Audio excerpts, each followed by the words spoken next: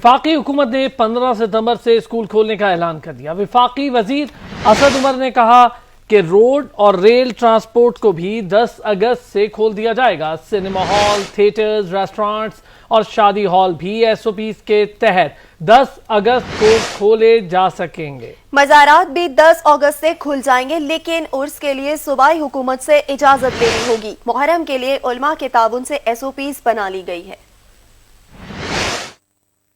15 सितंबर को एक तारीख दी जा रही है जिस दिन तालीमी इदारे खोले जाएंगे, लेकिन एक आखिरी रिव्यू जो है वो 7 सितंबर के दिन किया जाएगा। एजुकेशन मिनिस्टर फेडरल जो हैं वो सूबाई तालीम के जो वज़रा हैं उनके साथ मिलकर एक आखिरी दफ़ा करेंगे। आज ये भी फैसला किया गया कि जो रेस्टोरेंट्स, कैफ़ेज़ वगैरह हैं ये आउटडोर भी और इंडोर भी, यानी बाहर बैठने का जहाँ पे इंतज़ाम है वहाँ भी और अंदर भी जहाँ पे इंतज़ाम है वहाँ पर 10 अगस्त तक, इनको 10 तारीख को पीर के दिन इनको खोलने की इजाज़त दे दी जाएगी।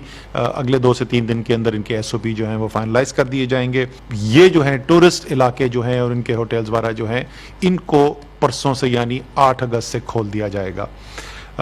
फिर हमारा जो रिक्रिएशनल सेक्टर है, सिनेमाज हैं, थिएटर्स हैं, पब्लिक पार्क्स हैं, अम्यूज़मेंट पार्क्स हैं, आर्केड्स हैं, इन तमाम जो जगह हैं इनको भी पीर 10 अगस्त से खोल दिया जाएगा। और ये जितनी भी जगह मैं बता रहा हूँ इन सब के बड़े तफसीली हिदायत मुरतब की जा रही हैं, इनके एसओपीज डेवलप किए जाएंगे। कबड्डी है, कुश्ती है, रग्बी है, बॉक्सिंग है, इस किस्म की स्पोर्ट्स के अलावा जो बाकी स्पोर्ट्स जो हैं उनकी इजाज़त दे दी जा रही है। इवेंट्स भी ऑर्गेनाइज किए जा सकते हैं, लेकिन ऑडियंस के बगैर। एयरलाइंस और रेलवे जो है वो फ्री होगी, किसी भी रेल स्टेशन पे वो अपनी गाड़ियां ले जा सकते हैं और जो उनकी नॉर्मल जितनी भी ट्रेन्स हैं, रेल कार्स हैं, रेल गाड़ियां हैं वो उनको चला सकते हैं। दुनिया देख रही है पाकिस्तान को, दुनिया कह रही है कि जो पाकिस्तान के अंदर हुआ वो वाकई एक ऐसी चीज़ है जिससे दुनिया सबक हासिल कर सकती है।